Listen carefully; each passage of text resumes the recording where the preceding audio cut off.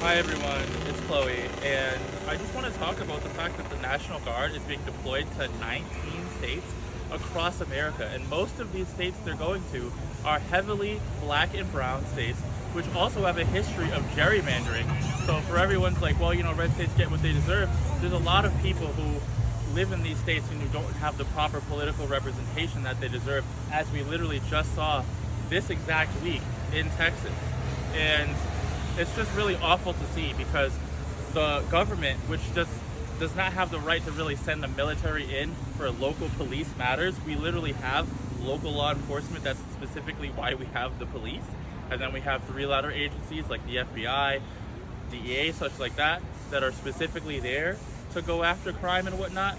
And the military, under the Posse Comitatus Act, does not have this jurisdiction to do these. That is not the mission, and that is not what they're supposed to do. But the main issue here is specifically the loss of freedoms and the loss of, I guess, the vibrancy of the culture. As you can see, I'm in a heavily black and brown neighborhood right now, and it's very lively. There's people out and about.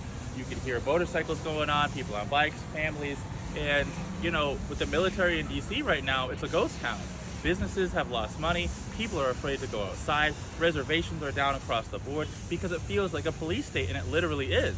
And what President Trump has said is that these occupations, what they literally are supposed to go on indefinitely, possibly in DC, and then at least in these 19 states, it's supposed to go on from August, which is right now, until November, which is the end of the summer. It's after Halloween, and it's basically once it starts getting cold again. And you just really have to wonder, is this what we want our country to be? This big beautiful bill passed, and it takes so much money away from food stamps, away from Medicare, away from government services. We've actively cut various departments and reduced their budgets to zero when it relates to aid, foreign and domestic.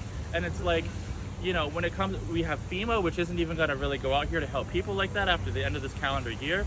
And so when you see the government being used in this way, heavily for policing, heavily for prisons, heavily for these concentration camps, but no money for the people themselves, while all the money goes to tax cuts for the rich, and then on top of that, you're going to have martial law or effective martial law.